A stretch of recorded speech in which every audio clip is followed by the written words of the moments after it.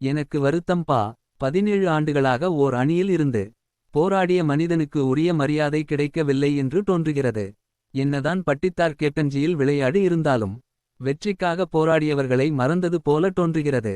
கோப்பையை வாங்கி வந்த பட்டித்தர் நேராக விராட் கோலி அவர்களின் கையில் கொடுப்பார் என்று நான் எதிர்பார்த்தேன். அது அப்படி நடக்கவில்லை.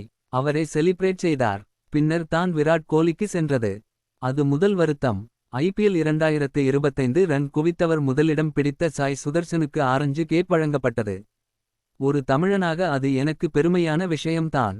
பர்பிள் கேப் அதிக விக்கெட் எடுத்த வரான பிரசித் கிருஷ்ணாவுக்கு கொடுக்கப்பட்டது. இவர்கள் இருவரும் தகுதியானவர்கள் தான்.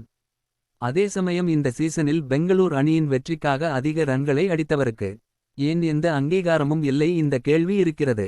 அதேபோல் பெங்களூர் அணிக்காக பந்து வீசி அதிக விக்கெட் எடுத்தவர்களுக்கு ஒரு அங்கீகாரத்தை கொடுத்திருக்கலாம். பஞ்சாப் அணியின் தோல்வி வெறும் 6 ரன்கள் எடுக்க முடியாமல் ஏற்பட்டது. இன்னும் ஒரு பந்து இருந்திருந்தால் அந்த ரன்களும் வந்திருக்கும்.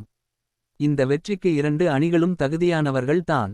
விராட் கோலி கப்பை முத்தம் கொடுத்தது, கப்பை தூக்கிக் கொண்டு கிரவுண்டை சுற்றியது எல்லாம் நடந்து இருந்தாலும் கப்பை வாங்கி வந்தவுடன் முதலில் கொடுத்து இருக்க வேண்டியது விராட் கோலியிடம் தான். எத்தனையோ விமர்சனங்கள் அவமானங்களை தாண்டி 17 ஆண்டு கால போராட்டத்திற்கு பின் கிடைத்த வெற்றி. கிரஷ் கெயில், ஏபிடி, விராட் கோலி ஜாம்பவான்கள் இருந்தும் கிடைக்காத வெற்றி இப்போது கிடைத்திருக்கிறது. அதை 3 நபர்களும் சேர்ந்து கொண்டாடியது மகிழ்ச்சியான தருணம்தான். தினேஷ் கார்த்திக் என்ற ஒரு மனிதனை நாம் தற்போது பேசித்தான் ஆக வேண்டும். தோனி அவர்கள் இந்திய அணிக்கு இடம்பெறுவதற்கு முன்பாக இந்திய அணியில் இடம்பெற்ற விக்கெட் கீப்பர் பேட்ஸ்மேன். அதிர்ஷ்டம் இல்லாமல் அணியில் இல்லாமல் போனார்.